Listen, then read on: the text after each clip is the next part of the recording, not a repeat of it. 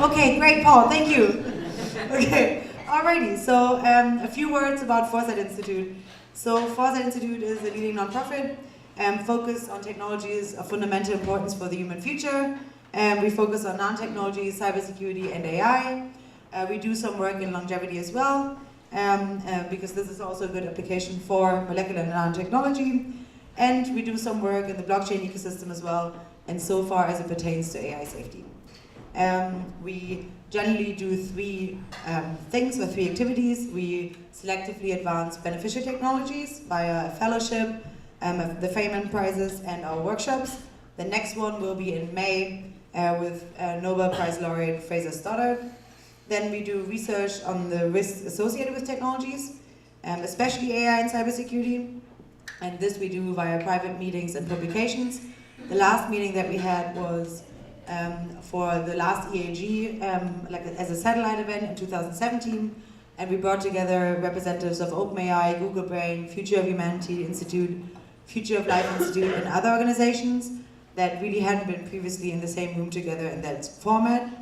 We are planning to do another one for EAG this year, and we also have an interesting AI event coming up in April, on April 8th, that's open to the public. We haven't released ticket yet, but if you want prior access to the event, go on bit.ly/AGI corporations and you can apply for prior access. It's going to be at the Internet Archive with Brewster Kahle, and it has a really interesting focus on AI safety, I find. All right, we also host many events like those, open to the public. We try to do a monthly salon, and we had the Vision Weekend as well. We have speakers like Aubrey de Grey, David Eagleman, Suko Wilcox, Arthur Brightman, today Robin Hanson. And this talk is part of a recent series that we started on debunking X. And in this series, we kind of take a topic, for example, rationality, morality, culture, or society, and debunk it from an evolutionary lens. So we examine why we have evolved certain ways of thought and action, and whether knowing the evolutionary genealogy of our thoughts and actions allows us to update them in favorable ways. And we'll be releasing the video of the debunking culture and the debunking morality salon later this week, so watch out for that on Facebook.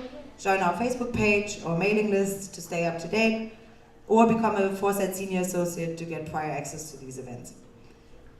You can find all books and readings discussed today on the website existentialhope.com, which is where I keep an index of all readings, organizations, and people that I think are doing important work to further positive futures for all sentient beings. All right, so for today's talk, I'm really extremely happy to have you here, Robin. Thank you for coming.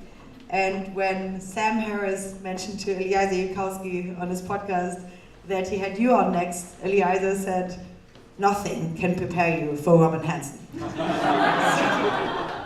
With that being said, let me try to prepare the audience for what they're, for what treat they're in for.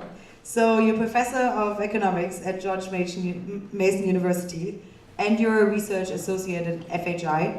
Move on to the front, there's still 3 seats available. You have extensively shopped around in academia with a PhD in social science from Caltech, even though you said that, as far as I know, you mostly use this as signal for academic credentials, a strategy that you do mention in the book. And you have a master's in physics and in philosophy from the University of Chicago. You have 9 years of research experience at Lockheed and NASA studying AI and Bayesian statistics. You're widely recognized as the pioneer of prediction markets. And as I dug around in our archives, you even set up the Foresight Future Exchanges, which was a precursor to the prediction markets at a gathering at Foresight Institute in 1999. And maybe we can discuss some of the predictions there and how they've updated so far. And you continue to consult in that space. You run one of my favorite blogs, which is Overcoming Bias, and it's on why we believe and do what we do, why we pretend otherwise, how we might do better, and what our descendants might do if they don't all die. You wrote a fascinating book, The Age of M, in 2016, and we can talk about that a little bit later in the Q&A. And now you wrote The Elephant in the Brain, co-authored with Kevin Simler, on uncovering mental blind spots in individuals, but also in society. And this will be largely the topic of today, but I'll assume we'll necessarily touch on prediction markets, emulations, and all sorts of things during the Q&A. And with that being said, let's start with the presentation, so we have extensive time for Q&A. Please help me welcome Robin Hanson.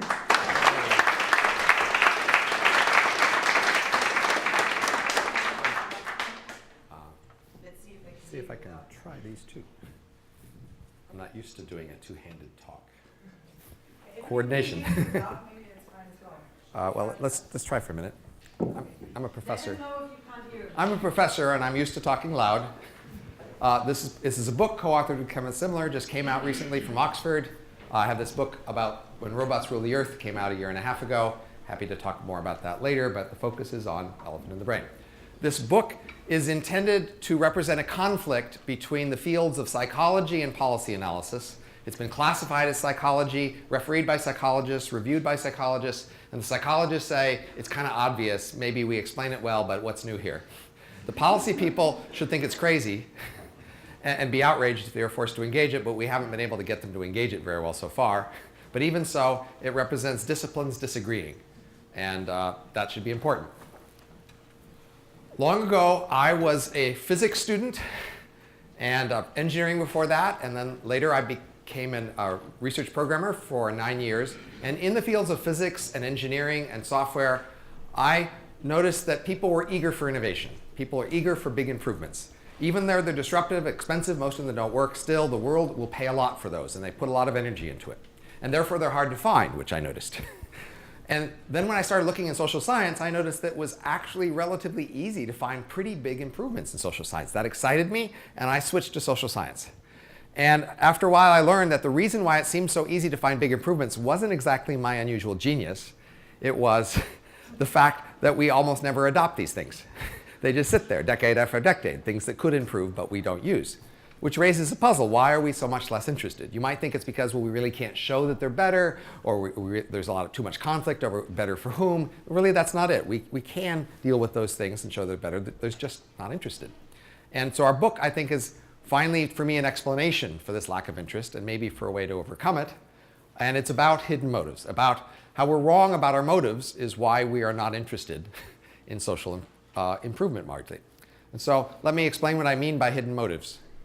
I'm going to describe two kinds of animals and their behavior, and from a human's point of view, there's an obvious explanation that's wrong. On the left, we have primates who do a lot of grooming. They pick dirt and bugs out of the hair of their associates, and you might think that they're being helpful. That would be the obvious motive a human would describe. If they're being helpful, then the amount of time they spent grooming should be proportional to, say, the size of their backs or how dirty their environment is, but that's not true. The grooming time is proportional to the size of their groups. And therefore, what seems to be going on is that grooming is largely a political act. It's a way of showing alliance and allegiance to particular other associates. And they groom in order to say, I'm with you and you and I are together.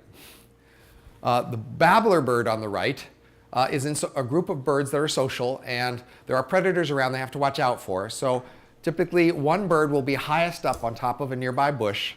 And if the predator is seen, they will call out and warn the other birds about that. This bird is also seen often giving food to the other birds. Now, from our point of view, we might say, well, this is also being helpful. They are helpfully looking out, putting themselves at risk to look out for predators, and they're also giving each other food. But it turns out these birds fight for the position to be on the highest on the branch, and they shove food down the throat of unwilling other birds. So apparently this is a status hierarchy where they are fighting to be higher status, and they're not really trying to be so helpful from their point of view. That should suggest that maybe your motive detector is a little off. Half a century ago, there were what called split brain experiments. In these experiments, these are patients who the two halves of the brain had been split apart for some medical reason, which isn't very good. And each half of the brain then is connected to one eye and one ear, one arm and one leg. And they could do experiments like talk to one half in a way the other half couldn't hear. So they could tell one half, stand up. And that one half would use its leg and arm to push up and stand up, and the other half would go along. And then they could talk to the other half of the brain and say, why did you stand up? The, of course, correct answer is, I don't know. You were just talking to the other half of the brain. I don't know what they were doing. But that's not what happens. Typically, they very confidently answer something very specific that's wrong, like, I wanted to go get a Coke. So that says you're the sort of creature who is ready all the time to give an explanation for what you're doing, even if you have no idea. And you give it confidently, which should suggest you're not so sure about your motives. It doesn't say you are wrong about your motives, but it suggests you could be, and you wouldn't know. If you're an actor or actress, and you are given a script, and the script says the two of you are sitting at this romantic dinner table, telling each other how much you love each other, how great your relationship is, how wonderful this evening is, and how much you look forward to a continued relationship, actors will tell you they can't act this scene. Why? There's only one level. In order to be a realistic actor, they will have to find their motivation, which isn't the motivation that's on the surface here. My motivation could be, I'm thinking of leaving them and I want to be nice about it. Or I'm afraid they'll leave me, and so I'm trying to be extra nice to keep them from leaving me. Something like that becomes a believable motive because we expect there to be more than one level of motivations in a scene like this, i.e. the surface motivation and a more correct real motivation. This should prime you to expect that maybe there is a lot of hidden motives in the world. Our book, one copy left over there because they've been selling well, sorry. The first third of it goes over theoretically why you might expect us that we could or might even often be wrong about our motives. But it's really hard to convince you are actually wrong about your motives without telling you many specific motives that you're wrong about. So the original part of the book is the last 2/3, which goes over these 10 areas, and for each one of them explains why you're wrong about your motives. Therefore, hoping to convince you overall that you're wrong. Let's go through an example. The first example is laughter. You all laugh all the time. I just heard a little. However, you don't know why. Theories of laughter over the centuries have included things like you laugh at things that are funny. Well, that doesn't make much sense. That's not much of a theory, is it? You laugh at things that are weird. You laugh at ways that other people are lower than you, so you can laugh down at them. You laugh at things that are just rule violations that don't matter very much. But what we have actually found is that laughter is a play signal. That is, most animals play, at least at some times. So an animal might play fight or play chase. And when they do that, they do it in a stylized way that mimics the real thing but doesn't hurt them so much. And sometimes while they're playing, they may accidentally hurt each other. And when they do that, they need a way to find out, are we still playing or have we stopped playing? And so laughter is that kind of a signal. It's a we're still playing signal. It's okay. Don't worry. We're still fine. We're still good. It looked like maybe somebody got hurt, but nobody got hurt. We play socially. We are very social creatures. So a lot of our play is about playing with social rules and pretending to violate them and testing out to see what kind of violations anybody cares about or doesn't care about. There's an old saying that comedy or tragedy is when I cut my finger, and comedy is where you fall into an open sewer. That is, we often reveal through what we laugh at what we care about. And so, for example, we actually may laugh at the joke, don't drop the soap in the prison shower. And this would be something you might be horrified to say with a straight face, that I don't care about people being raped in prison. But when it's a joke, it's okay to reveal that you actually don't care about rape in prison. So it makes sense that when we're playing with our social rules, we laugh to show, hey, it feels like this might have been a rule violation, but we all know this isn't. In our group, we're not going to really call anybody on that, really, because none of us are prisoners or know anybody who's a prisoner, so it's okay if we laugh about prison rape.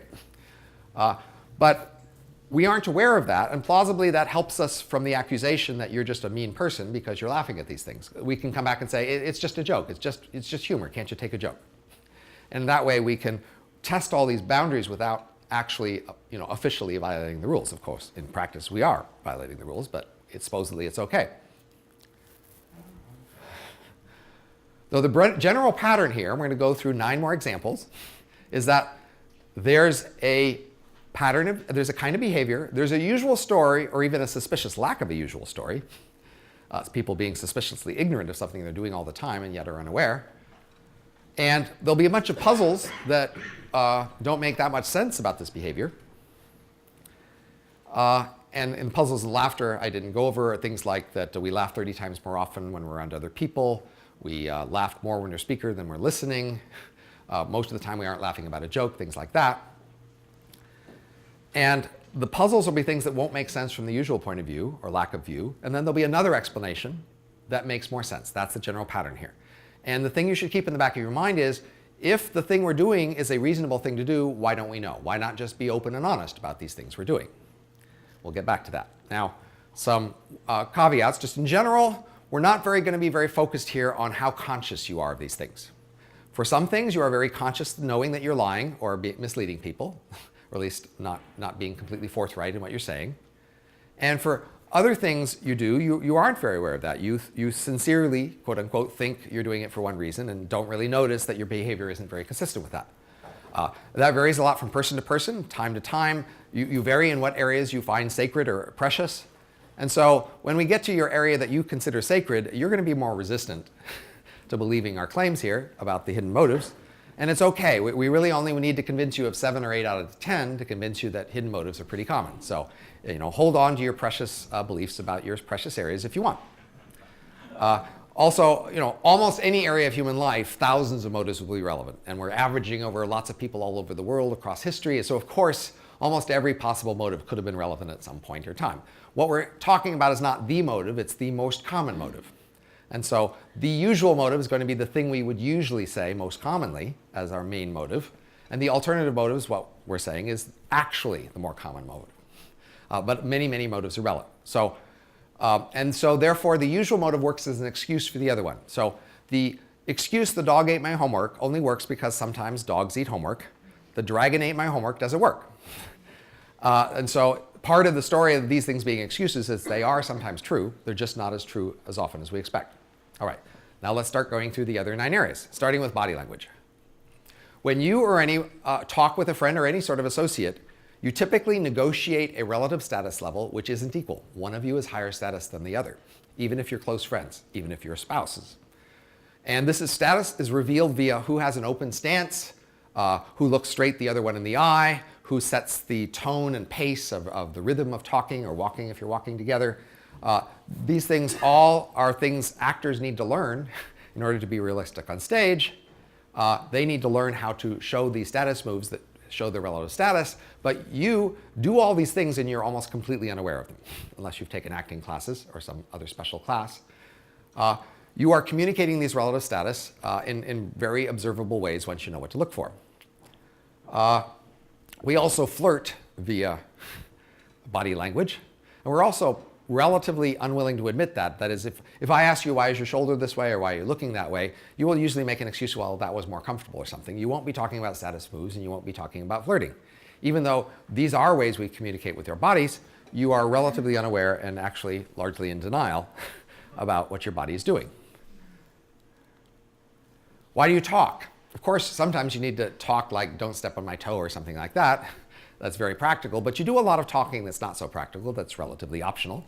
Why do you do that? Well, of course, you have to fill the time somehow, perhaps, and maybe you show another person you care about them by just the fact you talk to them and not somebody else. But of course, you do more than just stand there and stare at them. You talk about things, so why do you talk about the things you do? The most common explanation somebody would give there is that you are sharing information. You know things I don't, I know things you don't. If we talk to each other, we can both learn more than we started with. That's great, right? If that were the main reason for conversation and talking, then we would do things different than we do. I might say, I've told you 3 things so far that are useful. You haven't told me anything. It's your turn. We keep track of debts. We would be much more eager to listen than to talk, which of course is usually not true. We'd be fine with jumping from topic to topic as long as they were important, valuable topics. But in fact, we talk about a lot of trivia, and we have this rule that the topic of conversation has to go smoothly in a way that was hard to control or predict. And plausibly, what's really going on is we're showing off in a contest to show a good backpack of tools and resources. The idea is the conversation will go in lots of random places you can't predict or control, and wherever it goes, it's your job to say something interesting. If you can do that, then we think that as an ally, you'll be pretty useful, because wherever we go in life and whatever happens, you'll have something to show and something to contribute. And that's plausibly an explanation not only for personal conversations, but also for media conversations and academic conversations following the same format. In those areas, we also tend to often talk about trivialities. We follow the fashion of the conversation wherever it happens to be at the moment, and we do a lot of showing off via those conversations. you guys own many things, you buy many things. Why, if we ask you, do you have those things? Or why did you buy those things or use those things? And you usually point to some function they provide. The shoes have a leather sole, the car gets good gas mileage, etc. But as you all know, people pay a lot of attention to how the things they buy will make other people think about them. How they manage impressions. This is sort of obvious, but that's not something people usually talk about when they talk about why they buy any one thing. They don't talk about the impression it makes. Many advertisements, like the one up here, show a product in association with something else and basically say nothing about the product itself. You know nothing about this beer other than you could put it on the beach, but of course you could put any beer on the beach or pretty much anything. So what does that tell you about this beer? And we have many things that we advertise to mass audiences that are only rich people buy, like Rolex watches are on big billboards that everybody watches. What's the point to that? And Super Bowl ads see more people, and not only do they cost more because there's more people who watch them, they cost more per person. A plausible explanation for these and many other puzzles is that we use the things we buy to project images of ourselves to the people around us. And advertisements like this help expand the language of those images. If you want to be the sort of person who likes beaches around the people around you, how do you communicate that? Well, this ad tells you waving one of these beers is a way to tell people around you that you like beaches. And so these advertisements and the products expand the language of ways you can easily tell people the kind of person that you are without having to say it, because you don't actually want to say it. You would just want to imply it directly.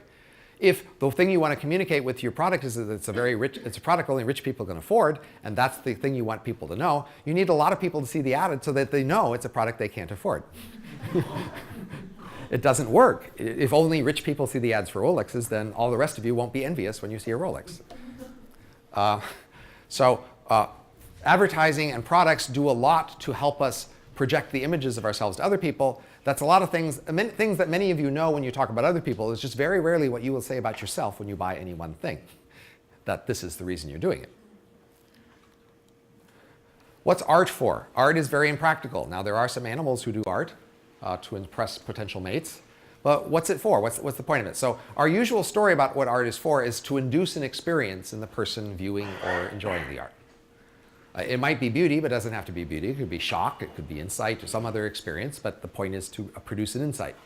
That's our usual story about art. Artists are there to produce this experience for us. Now, we have a bunch of things that are preferences that don't make that much sense from this point of view. We often want things that are pretty impractical. We like them to be expensive and hard. So once upon a time, people liked realistic art because it was very hard to do. And once photography showed up, it turned out that was easy to make things realistic, and so all of a sudden, realistic art was not valued anymore. Why? It produces the same experience as it used to. Once upon a time, lobster used to be so common that they had rules that prisoners couldn't be fed it too many times a week. And now that lobster is very rare, it becomes this exclusive elite thing. It's still the same lobster, still tastes the same, but our preference for it varies with how hard it is to get or make. We care a lot about extrinsic features of an art. So if I show you the same piece of art and I tell you 10 people worked on it, you like it less than if only one person made it. And of course, you like expensive materials and all these other sorts of things. So plausibly, what's going on with art is that you are showing, as an artist, of course, your ability to make art, but as an art consumer, you're showing a connection and attachment with somebody who's pretty impressive at making the art, and you're also showing your discernment, the ability to distinguish the good art from the not so good. And you are proud of that, but you don't admit that. You talk about the experience itself as if that was the thing you cared about. Many people here may have heard of the effective altruism movement, which is focused on highlighting the fact, as we mentioned in the book, that most people are not paying much attention to how effective their charity is. The usual story about charity is that it's supposed to help, but there are many ways charity could help a lot more that people are not very interested in. And if you were just trying to do the very best charity you could find, you would give all your money and time to the one best instead of trying to spread it out. There's not much advantage in portfolio variety in helping people because there's so many other people helping. And we do prefer to give to identifiable people near us, and we give more when other people are watching us, if other people ask us, for thinking about mating. And there are ways we could help other people that we are not at all interested, even though they have pretty strong arguments. If we saved an investment, you could roughly grow at 5% a year over a century. That could be a factor of 1,000. more resources to help people a century from now. Almost nobody's interested in that. And there's something called marginal charity, which has an enormous cost-to-benefit ratio that almost nobody's interested in. Plausibly, what's going on with charity is that you're trying to show the people around you that you have this emotional response, that if somebody around you seems to be in need and hurting, that hurts you and you want to help them. And that reassures the people around you that you would help them if they were in need, and they like that.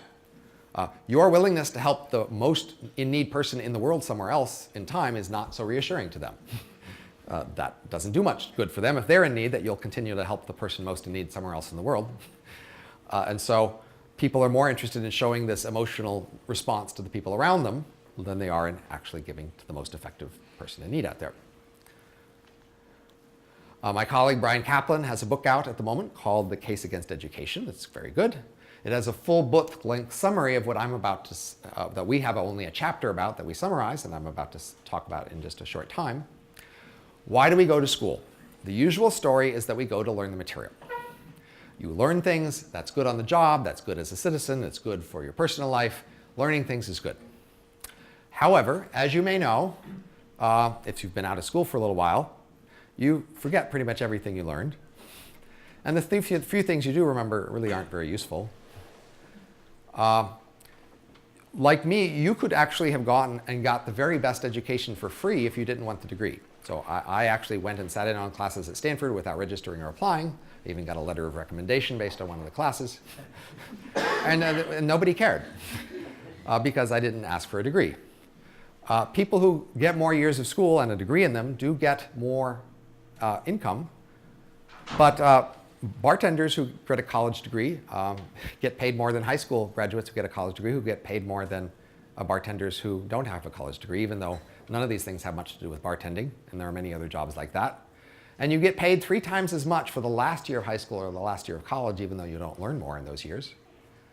And we've had decades of education researchers discovering ways that you could learn the material more faster. And schools have just been completely uninterested in adopting these reforms.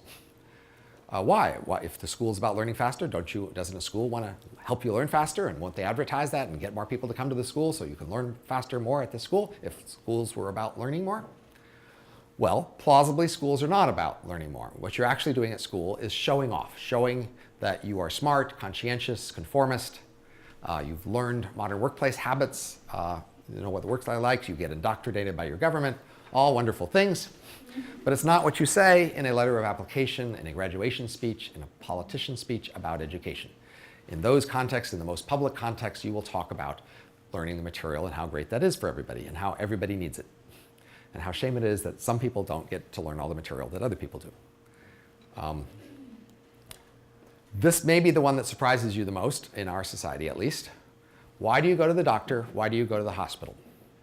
Your usual story, I'm sure you're familiar, is that you get sick sometimes, and they can help you get well.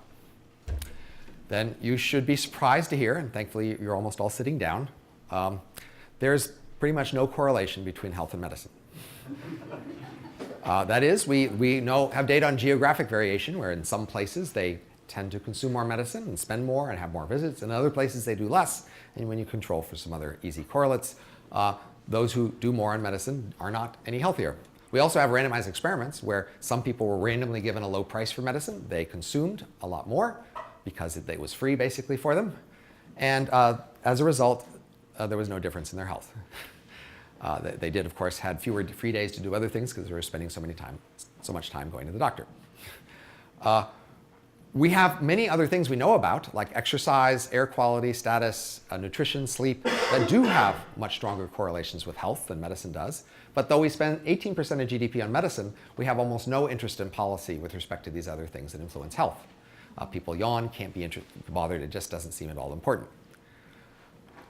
People are not very interested in information about the quality of medicine. So,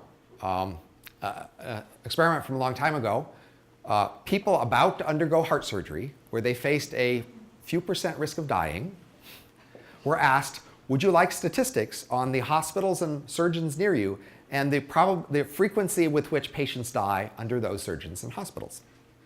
How much would you be willing to pay for that? And it turned out only 8% would even pay $50, which comes out to maybe a value of life of $5,000 or something. just very low interest in such information. We also have a number of other puzzles that don't make sense from the usual point of view. Our favorite alternative theory is that it's like kissing the boo-boo. It's showing that you care. A child scrapes their knee and you kiss the boo-boo. It's not the direct medical effect. It's the showing that you care that reassures them and makes them stop crying. The analogy is to Valentine's chocolates. On Valentine's, you may give somebody chocolates to show that you care about them. Now, chocolates are a food and they're nutritious, and so you could ask, well, how hungry are they? Shouldn't that determine how many pieces of chocolate I buy? But that's not really how you decide how many pieces of chocolate to buy. You ask, how much do I need to spend to distinguish myself from somebody who doesn't care as much as for me?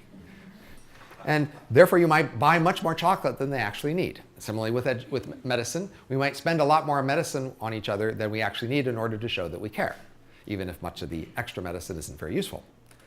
When you buy a box of chocolates from someone, there's a question of the quality. What brand, what type? And for the purpose of getting a credit for generosity, you don't really care about the quality except through common signals of quality. If you have a private signal about quality, that doesn't matter. And if they have a private signal about quality, that doesn't matter for the purpose of estimating generosity. Similarly, in medicine, when we see it as a gift that we give each other, then we are trying to get credit for the generosity, and that makes us uninterested in the private signals about the quality of medicine. If you don't have someone to give you Valentine's chocolates, you might buy yourself a box of chocolates and leave it on the desk at work. Why? Well, you'd like to be seen as the sort of person that other people care for. Similarly, you might want to get medicine just because it's become associated with being cared for, and even if somebody else doesn't pay for it, you might want to pay for it, and just so you can be treated as well as everybody else is treated.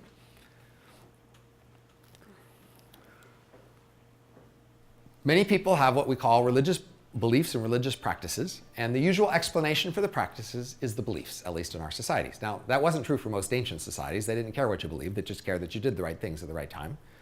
But we tend to justify and explain our religious behaviors in terms of beliefs. There's a document somewhere, a person who said something, who gives us this information about beliefs about larger supernatural creatures and their preferences and orders. And that's the explanation for religious behavior, is the religious beliefs. That theory predicts that these sorts of people are, somewhat excessively gullible, and they're believing these pretty strange things on the basis of pretty weak evidence, and that probably doesn't go well for the rest of their lives. And so on this simple theory, you'd predict that religious people just have a lot of problems. But in fact, religious people do better on pretty much every measure we have. Religious people earn more money, they're healthier, they live longer, they have fewer drugs, less crime, they get married more, their marriages last longer. All of these good things happen to religious people more than less religious people. Why, if it's just making a mistake? The standard explanation in social science of religion is that it bonds communities together. The community asks something of you, strange beliefs, strange clothes, strange rituals. And those are expensive to you, but if you pay that cost, you are showing your willingness to pay costs to join the community. And people willing to do that are actually more devoted to each other, and they can be relied on better. And in fact, religious communities that have higher demands from people are more bonded to each other and can rely, and do rely on each other more for insurance against various things. And so the various sacrifices that seem arbitrary and expensive are signals of your devotion. And that's why it's hard for atheist groups who try to create communities that look a lot like religion to actually get the same level of devotion, because you show that you're not willing to believe crazy things for each other.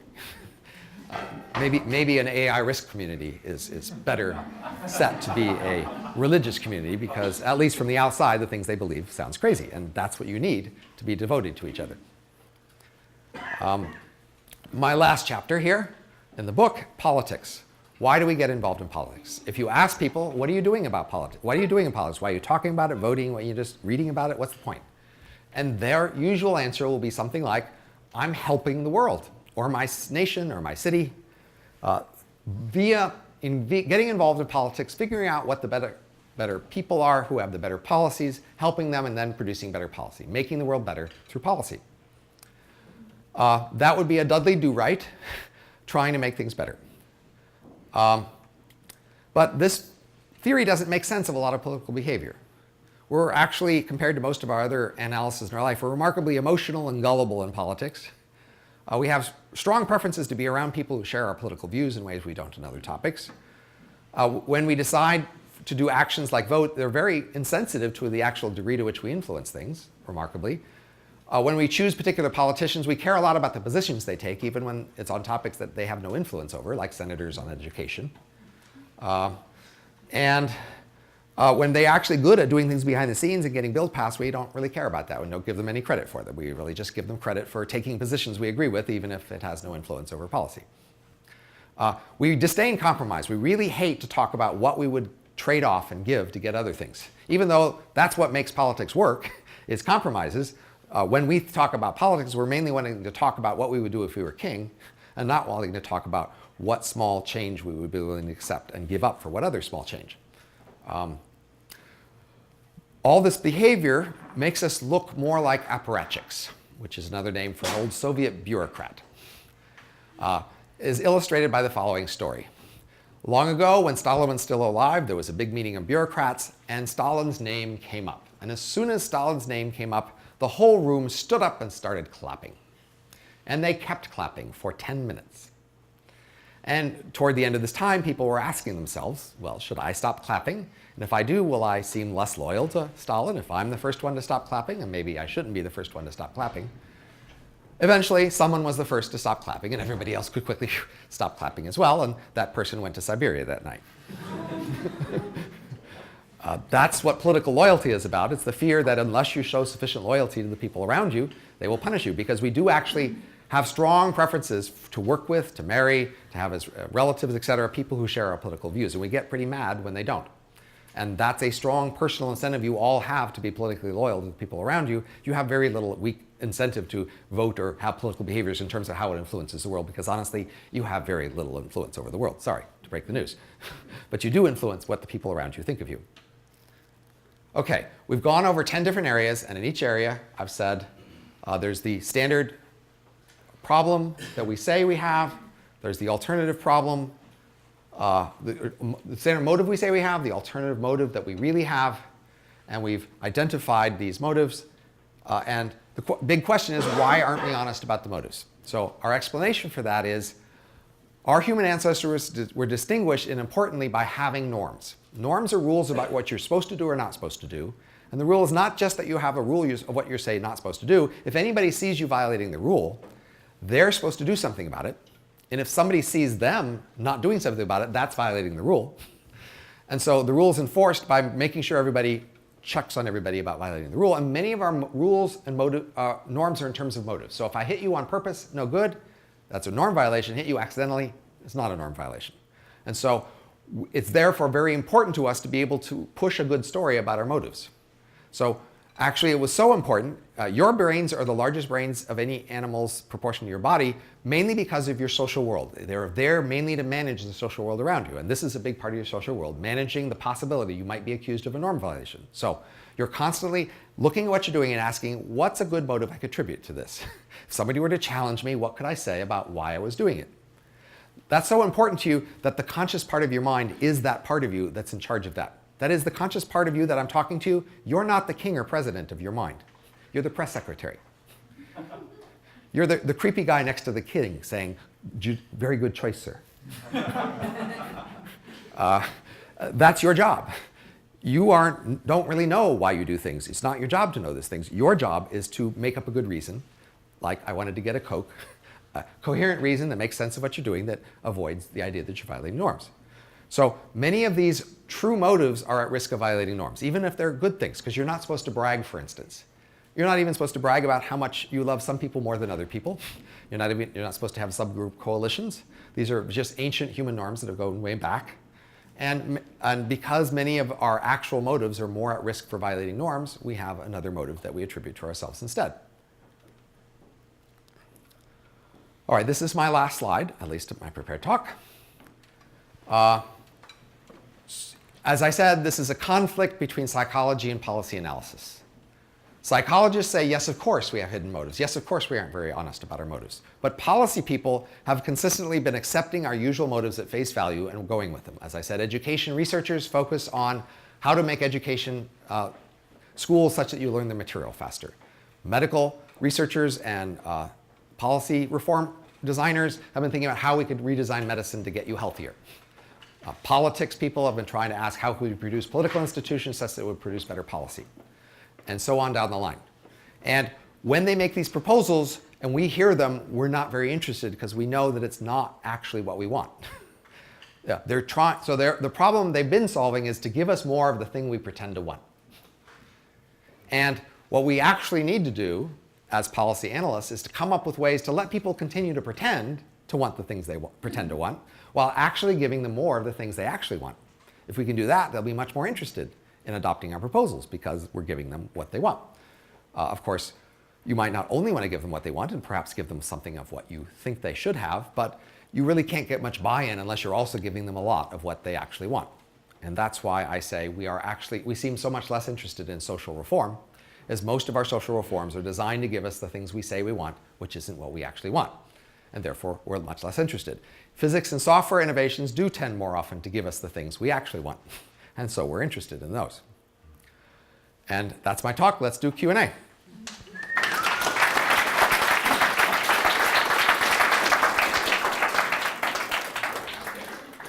We turn up the lights so we can see people in the audience? I will start with a couple of questions to lead into the Q&A before we open it up. Thank you for the topic. Oh yeah.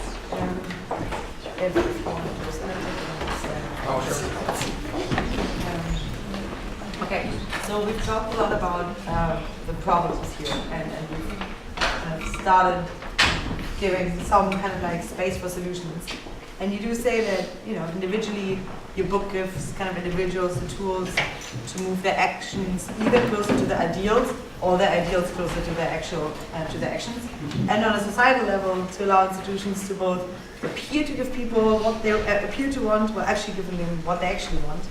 So I was wondering whether you could give some actual actionable items of examples of things that institutions and individuals might want to do in this space. So, our book is describing a problem mainly, not solving it. Just let us make the point, just for the purpose of pedantry, that it should be okay to write a book where you just point out a problem without solving it, if it's a big enough problem. So we didn't focus on solving problems. We focused on the main task of just pointing out how the world is different than people think.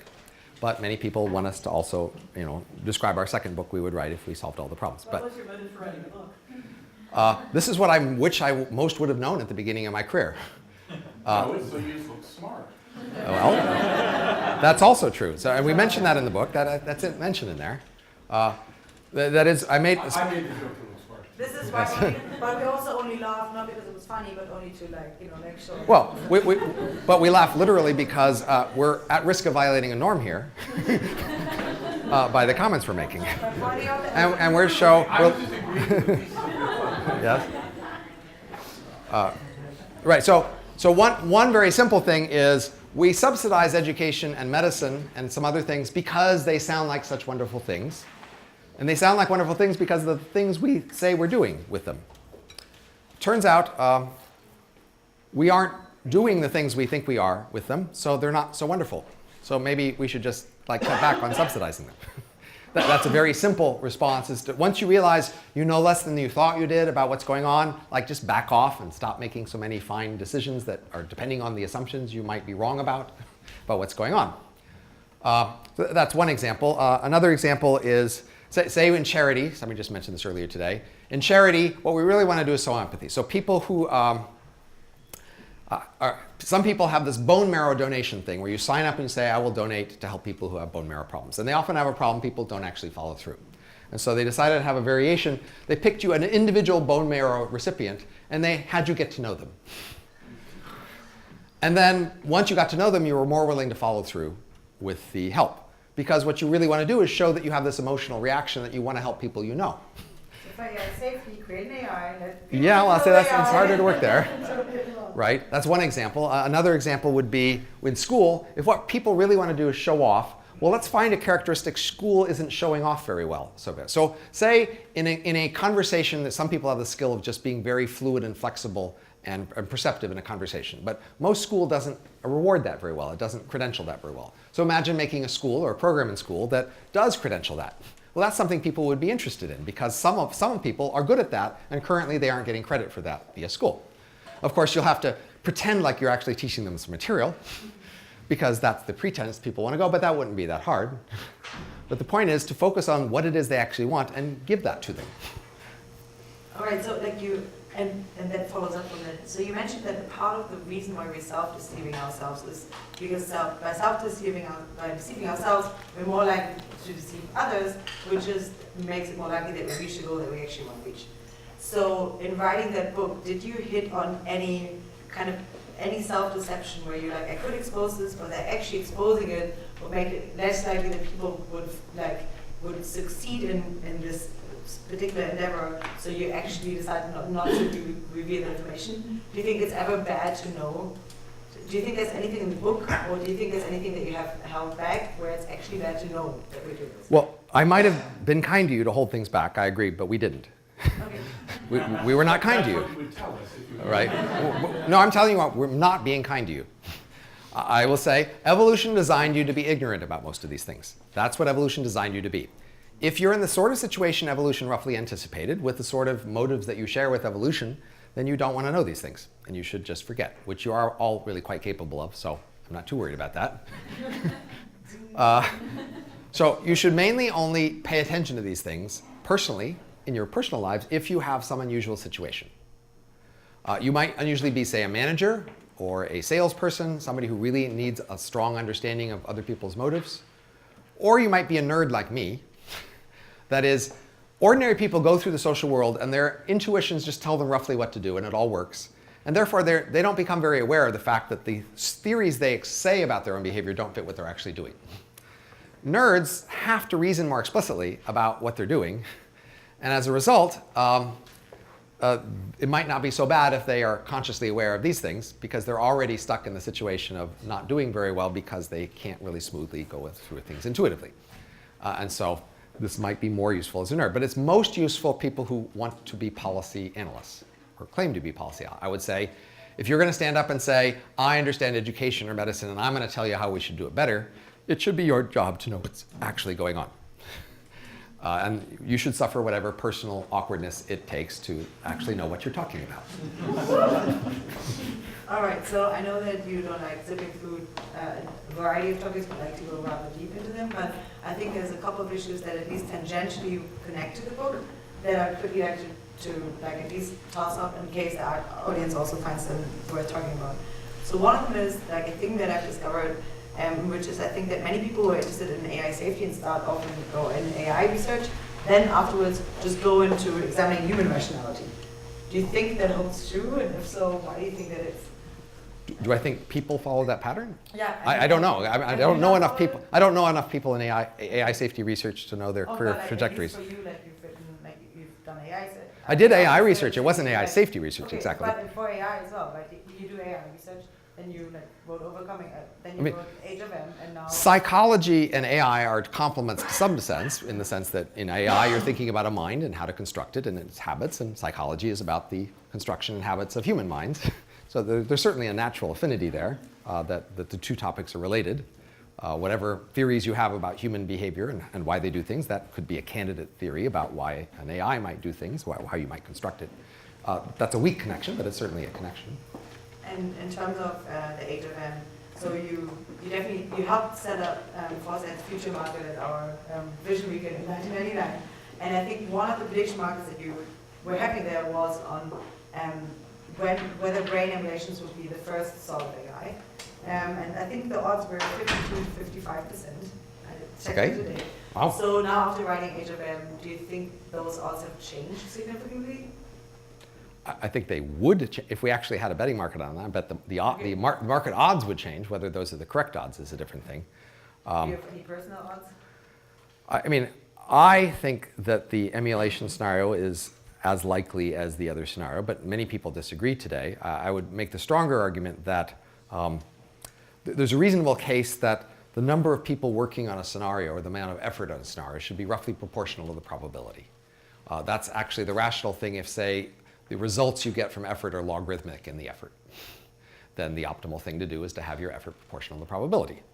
So if AI and emulations were roughly equally likely, then we should have roughly equal effort. And I would say we have at the moment at least 100 times more effort into the analyzing the ordinary AI scenario as you do in the emulation AI scenario, which is disproportionate. I might even say it's even more than a factor of 100. And I find it very unlikely to think the ratio is 100 in probability. So I think that suggests that the emulation kind of scenario is underanalyzed relative to the, the value of understanding. That seems a strong enough claim. At least now we have Neuralink. That's like one effort that Elon Musk is doing. Oh, I meant effort in understanding what's likely to happen. Oh, okay. All right. And the scenario. Effort in creating a technology depends a lot more on when things are, doable. There are many things that we know will eventually be possible that nobody should be working on now, right? Probably space elevators fall in that category, say, or starships probably, really. They're just too far away to justify much effort, even if eventually they'll be important. Sure. And then I think you've been, like the AI Foom debate, which is now exactly 10 years ago, right? Oh. In 2008. And you and the guys were discussing kind of like the probability of Foom and like what you might want to do in that case. And I think you recently wrote a blog post on, I think, on Miri's website, kind of re-examining the AI Foom debate and examining AlphaGo Zero, and him making the claim that AlphaGo Zero gave, or like at least lend support to his side of the AI Foom debate. Could you maybe briefly, in a couple sentences, describe what was the AI Foom debate, and have you updated your position after the recent discoveries? Right. I did respond to that in a post on Less or Wrong, if anybody cares, but I see the key argument in AI scenarios, i.e. non-MAI scenarios, as about the lumpiness of innovation. If innovation is very unlumpy, i.e. instead of a few big rocks, it's lots of little pieces of sand, then progress will be relatively continuous. You will slowly pile up more sand, and you will get better. And your pile gets slowly, continuously better. When that, in a continuous scenario, if you have many teams who have many AIs, none of them will get too much far ahead of the others. The continuous development will produce, each little lump will produce a small change, and mostly they will stay within a similar range of each other. That's what happens in a relatively continuous lump, small lump world of innovation. In that scenario, the machine in a basement that takes over the world in a weekend is not a very plausible scenario. So the argument between LICRI is more about the lumpiness of, that is, does one machine take over the world? Or does AI in general grow and displace things all over, everywhere, but without any one place being greatly influential? If, on the other hand, innovation is very lumpy, then there's all these AI teams with AIs that are not very good, and then one team finds the big lump. And then the big lump lets it do so much better, so much more powerful, that the AI produced by that team does take over the world in a weekend. And that's the scenario that Eliezer and many others are most concerned about. If AI is not lumpy, innovation in AI is not lumpy, then what you expect is lots and lots of AIs all across the world, each which are similarly capable, and so no one of them is greatly disproportionately influential.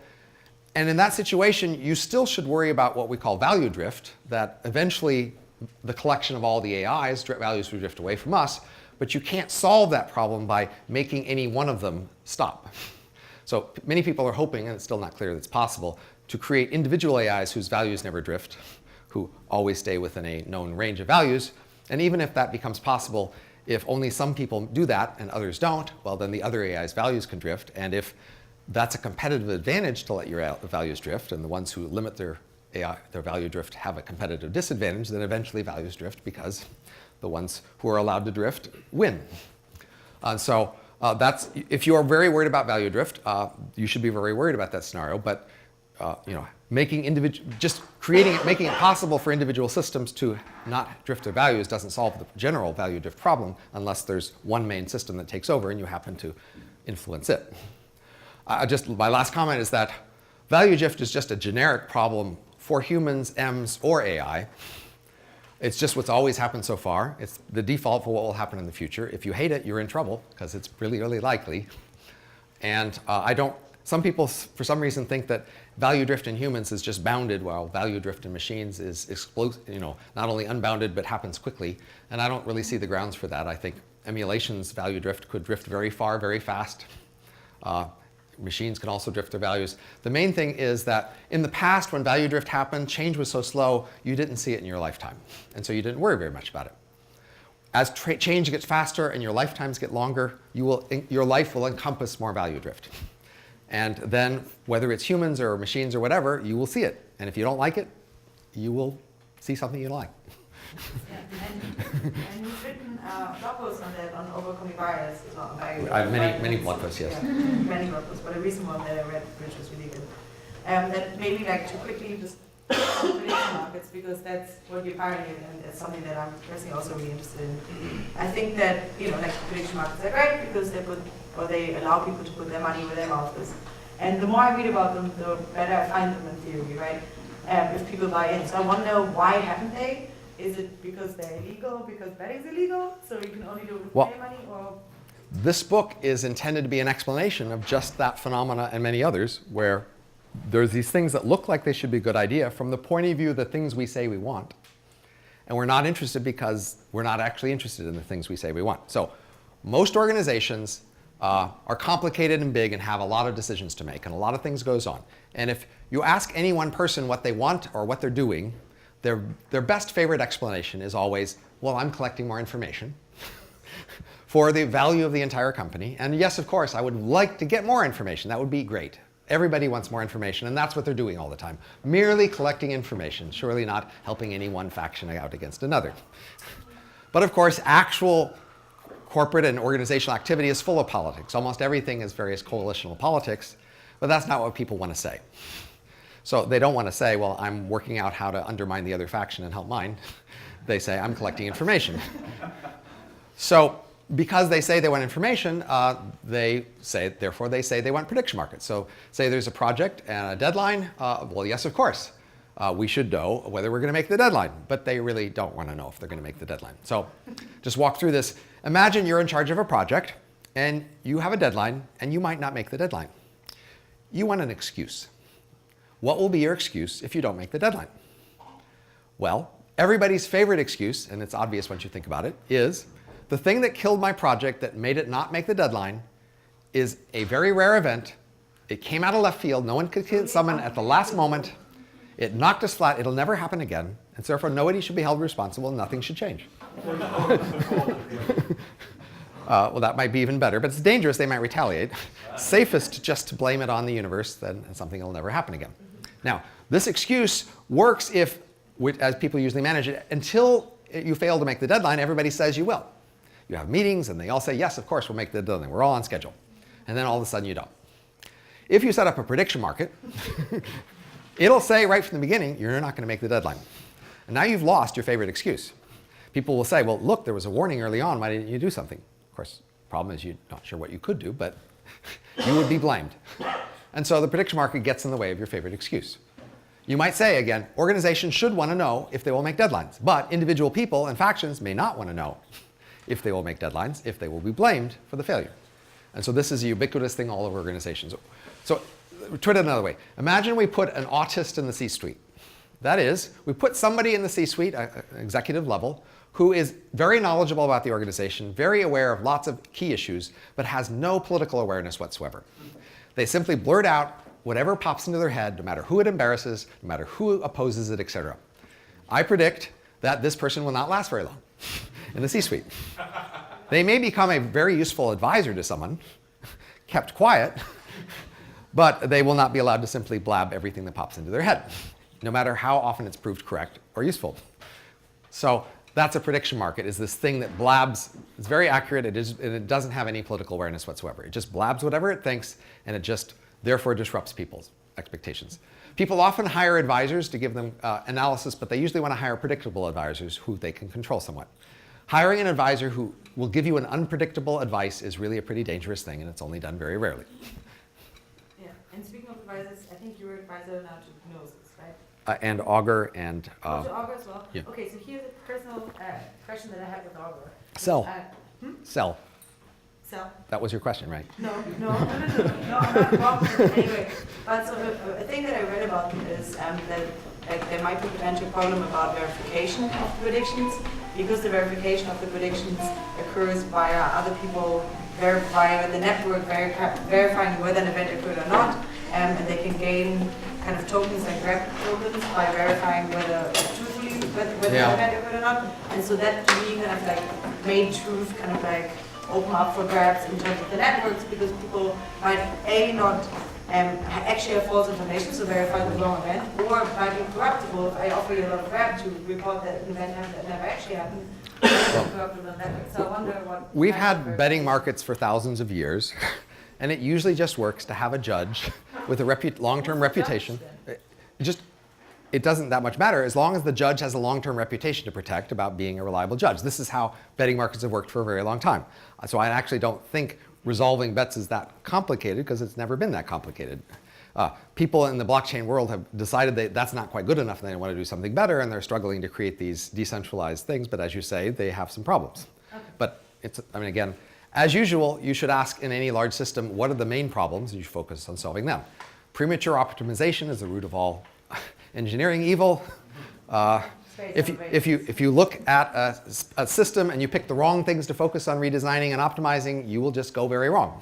You need to have a good judgment about what the key parts are that are the limiting factors, and focus your design efforts on those, and don't get too distracted by the wrong parts. So I think judging is the wrong part. All right, maybe later on, once they work, once we've solved the other one, then people don't Not the limiting actually care factor, about. not the thing to focus on. Okay, cool. All right, so that was it from my side. Any questions from the audience? I think you're just gonna, if it's okay, speak up really loudly, so I don't have to run around with a microphone that's chained. Well, one, I want to say thanks. That was a great talk earlier. Enjoyed that a lot. Summed up a lot of, I think, explanation for behavior. I'm going to take it back to a question regarding your initial lecture. So you spoke a lot about explaining our actual wants, explaining our behavior. Do you have any thoughts on like what our needs are? Needs. Yeah, like getting dangerously close to maybe a Rolling Stones quote. But like all of our like standard motivations as you extended it, is there any relation to what our standard motivations relating to what society may need? Like for example, in education, like that might not be what we want in our educational systems, but society as a whole needs people to learn more, to make people more productive. Many of the motives that we claim to have are seen as pro-social motives. They are motives that, if we actually had those motives, at least it seems as if the world would be better. And that is often seems to be true. It seems like the world might be better if we were all healthier, if we knew more, if we helped other people who helped. So just in general, many of the motives we give lip service to are things that seem like they would be helpful. But again, of course, they aren't our actual motives. You could say they're what we need, but what we do is based on what we want. We don't have much flexibility to change what we want on the basis of like what would be good for everybody. Whose motives are? I mean, the CEO does want to know if the project's going to be late. I want the engineer who designed that bridge to make it so it won't fall down when I'm driving under it. CEOs and kings and autarchs in general are much more constrained than people realize. People like to think as if they could do anything they wanted, and they can't.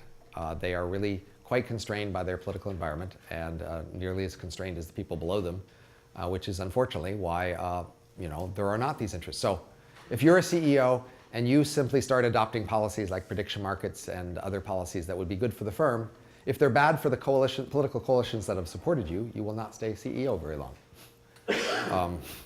Most organizations, the person at the top is there because there's a coalition backing them. And that's true in nations as well.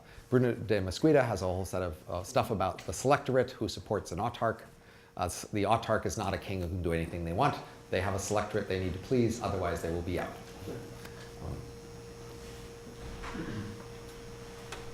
Okay, I guess I'll go. I'll stand up, project better, or maybe I'm signaling something. So I've heard you give this talk a couple of times, and I heard the Sam Harris podcast, which was really awesome. Sometimes when you give, some things that you say sound like one interpretation, and then some other things that you say sound like a different interpretation. So I maybe give you both, and you can tell me which one seems more accurate. in the first interpretation, there's the press secretary up front saying, you know, here's my motives, blah, blah, blah. And then there's like the puppeteer in the back of the room that's actually thinking about things maybe subconsciously and providing the real motives and kind of steering things in different ways.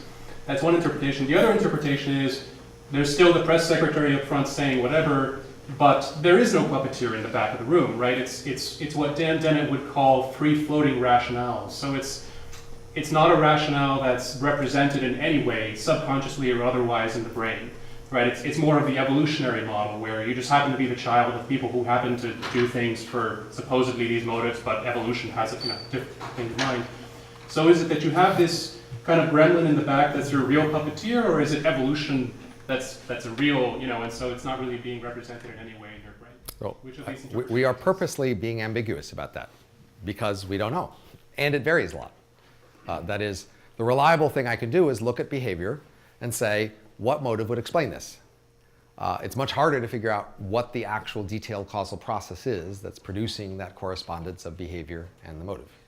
And so sometimes it might be a part of your head that's hard to see that's thinking it through, and sometimes it might be, yes, a cultural inheritance that you just live in a culture where things work, and there was a selection process whereby cultures fought and some won, and the cultures that inherited the better habits won, and you inherit those and they work and you don't know why. Isn't there some way to test that, like in specific circumstances? There may well be, there should be, but I just don't know what the answer is. So this is a first book in what could be a larger effort. You know, we're mainly trying to open up a new territory of this thinking of things this way. But if this was interesting, we could write more books on this, exposing more than the 10 areas we covered, doing more analysis of variation, more analysis of policy consequences. There's a lot we could do, but we're just doing the first step here. First book should do the first step. Yeah, so within the realm of religion, did you take any time to study anti-cults, esoteric societies, or psychedelic societies that destroy the gap between motive and hidden motive? I have no idea what that is, so no.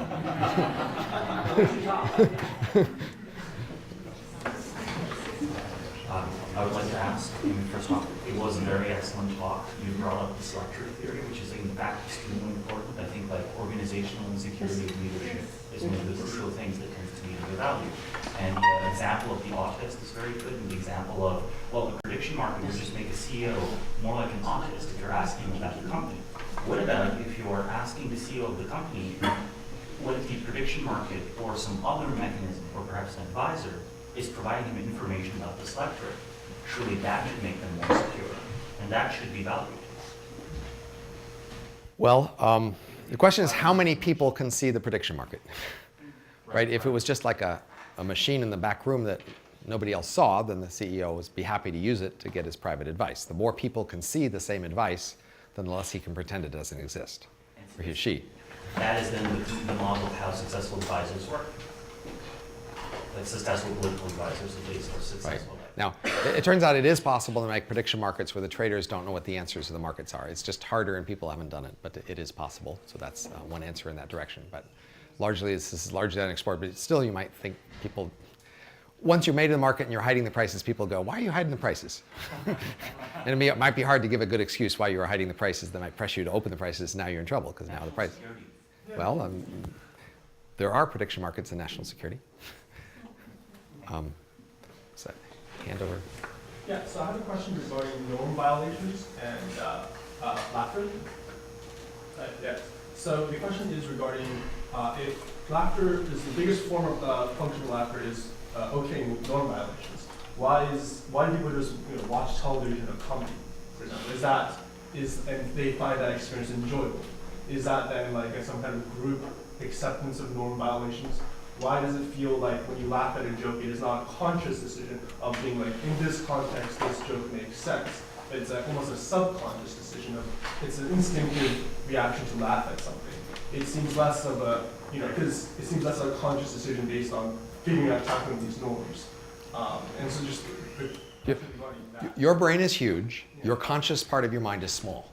So your brain is doing a lot you're not aware of. Most of what it's doing is thinking about social things. Your brain is large for social reasons. Much of social things are norm violations. So your brain is large and capable of doing vast calculations about norm violations without you being aware of it. Right. But then what is the function of, say, watching television comedy? Why do people find that enjoyable? and what is the function of that? Well, people, so there's the whole point of stories and what entertainment is for, and then there's the point of being social. So, of course, watching TV has a number of things. Some people have noticed that people who watch TV, like who have characters who are friendly on TV, they think they have more friends. So, obviously, the ancient world didn't have TV, so people's It's like a simulated environment. well, it feels like a friend. And the other people who are watching TV with you feel like friends too. So the laugh track helps you feel like you're in a crowd all laughing with you together at the show, and then feel like you're part of a group. Group that's accepting rule violations. Well, it's doing all the things usual groups do, but groups usually do laugh at things, and that's part of what groups do, is they affirm that way that they share norms. That is, we like the people that we laugh with because that shows that they share our concepts of not only what the norm should be, but which norms we're actually going to enforce and which we pretend to enforce and ignore. That's what a lot of laughter is showing you, which rules you take seriously and which rules you pretend to take seriously and don't really take seriously. The laughter shows you which things people actually care about or don't care about. And in a group, hearing a lot of laughter can give you a lot of cues about that, but laughing at the same time everybody else does shows you that you share those judgments with them, and therefore this is a group of people that you can trust and they can trust you. So people don't actually care about being raped in prison? If you never expect to be a prisoner, Okay, as long as you know. if you, yeah. I really liked your last two books in your blog. My question is, do you have a next project lined up, or a book, or an area that you're going to go into, and what would that be? I have a grant from the Open Philanthropy Foundation that I just visited a few hours ago. And the pitch I made for that grant, which was accepted, was I will do an analysis like the Age of M, but for a different AI scenario.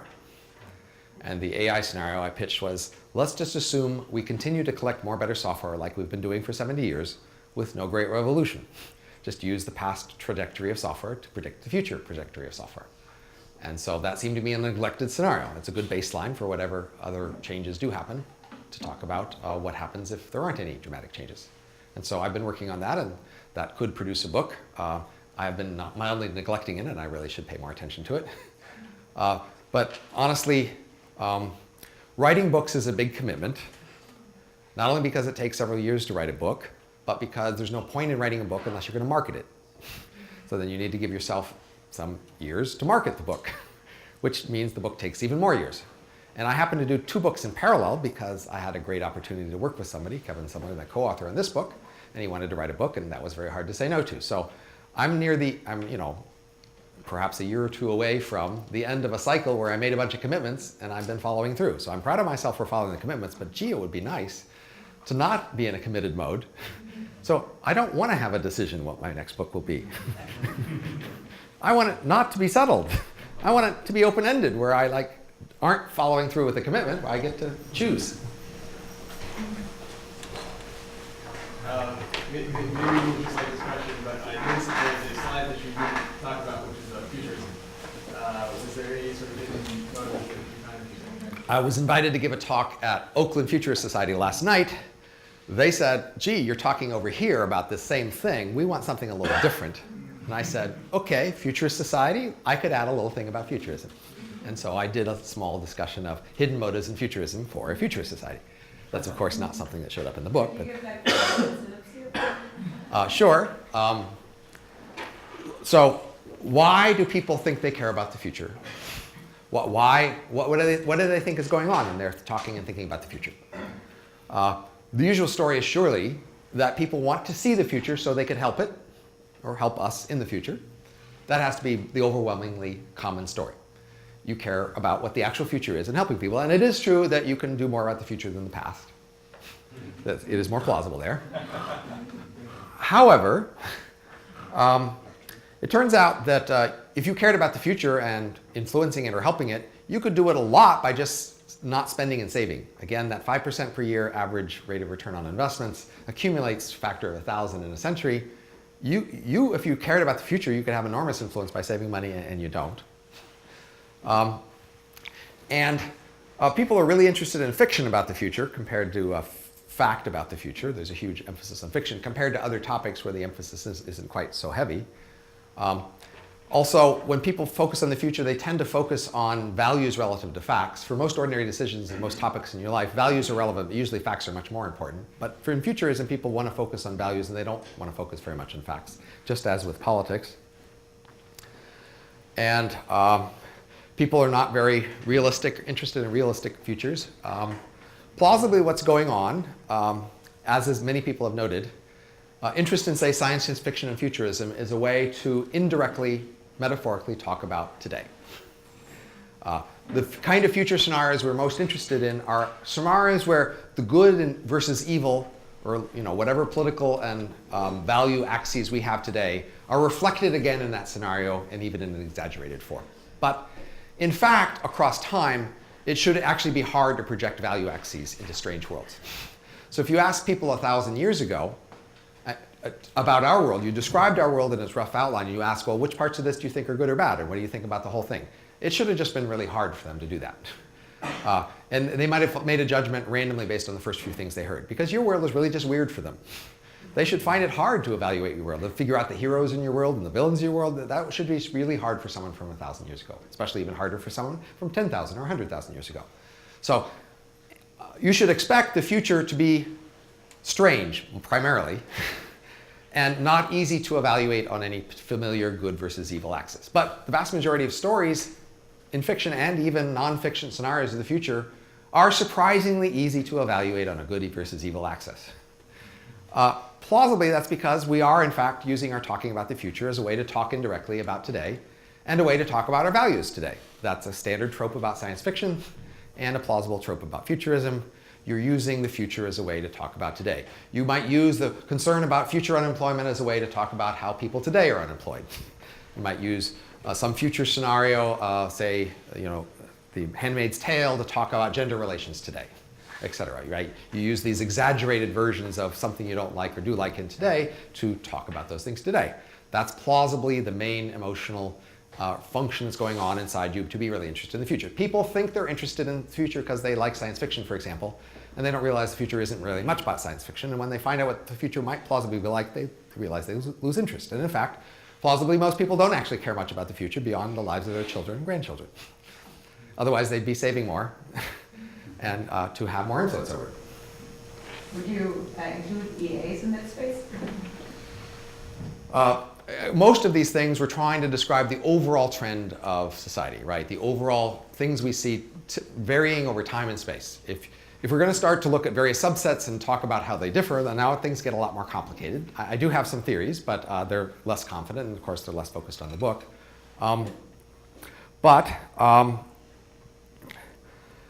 Nerds, like me, are less socially skilled, and when we look at hypocrisy, i.e. doing one thing and saying another, we are pulled toward the sincerity end of that spectrum for two reasons. One, we feel less confident in being hypocritical and knowing how to get away with it. Other people who are socially skilled, they know how to smooth around and to get away with being hypocritical. Nerds will just screw that up more. On the other side, nerds are better able to point out other people's hypocrisy. They're better able to carefully calculate what you should be doing according to the usual rule and notice that people are deviating. So for both of those reasons, nerds tend to want to take the sincerity strategy. The strategy of just doing the things we say we're trying to do and trying to get credit for that. And so that's the way nerds have long been through all sorts of things. I'd say, back in the past, often these issues were about religion. Religion has these ideals, and most people in a religious society don't actually live up to the ideals very much, and every once in a while somebody would complain about that. They would point out that ordinary behavior did not live up to common religious ideals, and those would be nerds. And they would be retaliated against, accused of being holier than thou and thinking they're better than everybody else, and any particular flaw in their behavior would be pointed out to say they're no better than the rest of us. And that's a common retaliation against the nerds who want to point out that the rest of us are hypocrites. And that's a danger today for nerdy people who want to point out other people's hypocrisy and say that they're going to do better. They will be accused of trying to be holier than thou and neglecting things, and that sort of thing has happened to effective altruists. So that would be my description of effective altruists in terms of historical perspective. Of course, I could also add on there a youth movement and sell some things about that, but eventually they won't be a youth movement anymore. They'll just be the older guys. What is your motivation for it? Well, we have a section in the book right after the conversation where we say, well, academic conversation is a lot like this. And we just say, well, we're showing off too. That's the most straightforward way to accept what we say as applying to us, is that we think you're kind of impressed by all the different skills we can show with the book. But as I said, emotionally, I've also thought, if you ever read, well, there are many 20-year-olds in the world who have this sense that there's a lot of bullshit around, and they're not sure what to believe exactly, and nobody's really telling them the truth. And I always thought it would be nice if there was a book they could go read that would just frankly tell them what's going on.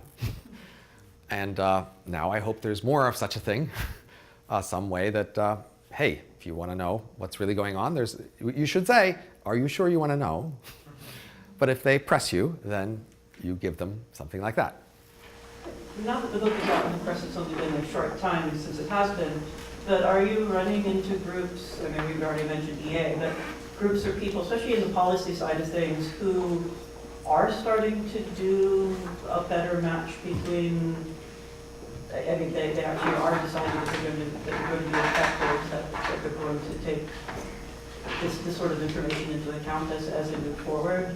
I mean, there's going to be lots of people claiming to do that, but right. Do you have the ability to discover people who are... I don't think there's any change in the trend, but there are always people who notice our common hypocrisies and who devote themselves to doing better, that is, to trying to raise their behavior up to their ideals. There are also other people who notice the difference and lower their ideals down to their behavior. They get less celebrated for some reason, I don't know why. But in all the areas, in medicine and education, nutrition, all these different areas of life, there are always people who notice these differences and then devote themselves to trying to do better. There have been religious revivals, for example, of religions of people who do that, people in altruism, people in education programs where they say, well, we're going to really teach our kids the things they really need to know. And these things continue to happen over and over. Do you have a theory of how to incentivize it? Those things to happen? Yeah, for them to happen for real. And since there's a lot of people who are saying, well, we are... But those things do happen for real all the time. They're just a small percentage of the population. But there continues to always be various movements of idealists who declare their dedication to our ideals and want to do better. And they do better for a while and then piddle out, and that's how it goes. That's not lucky. It doesn't accumulate very often. But sometimes it accumulates into things, of course, in the long run. Yes, in the way We have, after this question, we have one more.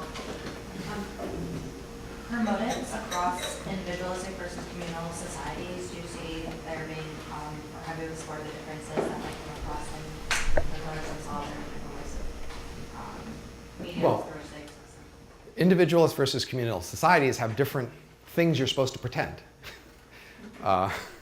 So in a communal society, you're supposed to pretend to not be putting yourself up there as somebody everybody should pay attention to. You're supposed to work in the background to help us all, but not stand out and be paid attention to. And if you do, then you will be disliked and pushed down. That's a standard thing in a communal society. Whereas in an individual society, you're supposed to try to be distinctive. In our society, people go out of their way to pretend that they are different and authentic and unique, and not following conformity pressure, but following their heart and doing what they love. That's the sort of thing you're supposed to pretend in our society, whereas in a communal society, you're supposed to pretend the opposite. You're supposed to pretend whatever you're doing is for the good of the community, and you're not trying to be different, and you're just trying to be one of us. Of course, in both cases, you're pretending those things more than actually doing those things. So the difference are more in what we pretend than what we are across communities. Can I ask you a question on methodology? So your goal seems to be to show us our motivation that we believe we have, and actually then show us the real motivation behind it. What's the methodology to actually find the right explanation other than just, it seems plausible? Detail. Everything comes down to detail. The devil's in the detail. Our usual motives that we say are excuses, but they are excuses constructed with the expectation that they will not usually be uncovered as excuses. If they were too transparently excuses, they don't work as excuses. So that means it can't be easy to tell. If it was too easy, then they wouldn't work as excuses, right? And so in any one individual level, it's very hard to tell what the actual motives. The way we can tell is to aggregate all the individual behaviors into overall patterns of behavior, and then look at the details of the pattern of behavior to see particular details that might not make sense from one point of view that make more sense from another point of view. And that's what we've done in each of those 10 areas. Each of those 10 areas. But there's also a danger of kind of generalizing, just like in, say, evolutionary psychology, where people will find reasons for this is why you behave this way because I'm telling you, and that makes sense. And sometimes it's just plausible, but not really necessarily true. This is how inference goes everywhere. All you can ever do is identify the set of alternative possible theories, find data that might distinguish those theories, and confront the data against the theories. For each data you have, you ask, how likely is it to see this data with those theories? And all the best you can do is collect enough such pieces of data with strong enough distinctions between the theories that together they point strongly enough in some direction. And that's all I can do here. That's all we ever do. All we ever do is identify different theories, collect data that could be predicted by the different theories, and ask for each theory, how well does it predict the data? That's new data later. So if you don't have all the data, then when you get new data, you can play that game again, which is what I'm happy to keep doing. I keep discovering new data I didn't see before, and those are, in a sense, tests of the old data, of the theories that I've collected so far.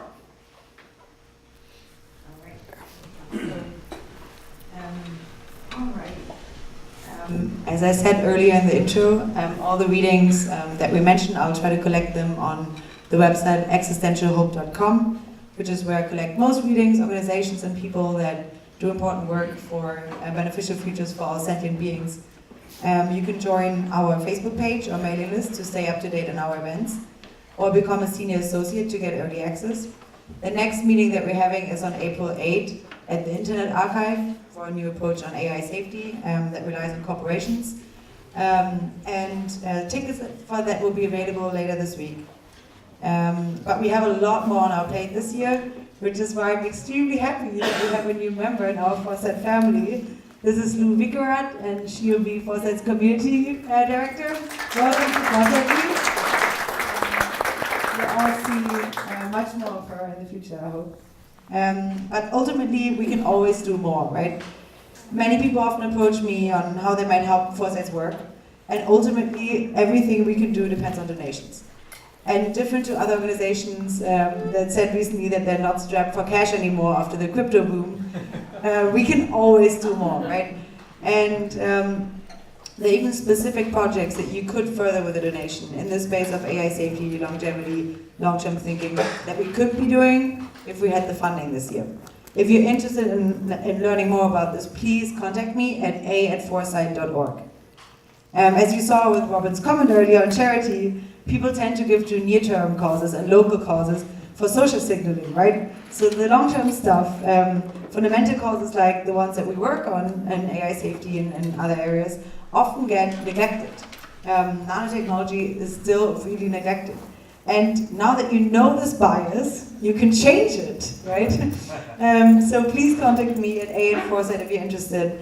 Ultimately, it's really you who decides what we can do and how much of it. So thank you so much for coming, and thank you so much for taking the time today. It was great. Thank you all for being here. Cheers. And now we move, because we all know that we're not here for gaining information, but for actually talking and signaling how much we know ourselves and how valuable we are. We're going to continue this for another half an hour where we can talk to each other about how much you know about different topics, and he'll be around as well, I guess. I have one copy of the book is all I brought, but hey, whoever offers the most for it. Okay, thank you so much.